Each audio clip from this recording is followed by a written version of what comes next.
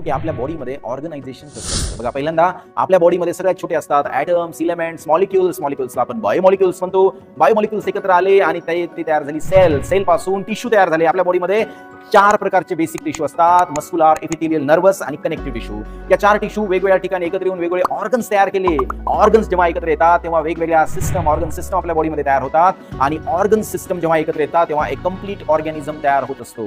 पण या कंप्लीट ऑर्गॅनिझमच्या पुढे सुद्धा ऑर्गनायझेशन असतं बाळांनो. बघा इथे ऑर्गॅनिझम जेव्हा एका स्पेसिसचे एका ठिकाणी एकत्र येतात तर त्याला म्हणतात पॉप्युलेशन. जेव्हा वेगवेगळे पॉप्युलेशन एका ठिकाणी येतात तेव्हा त्याला म्हणतात कम्युनिटी.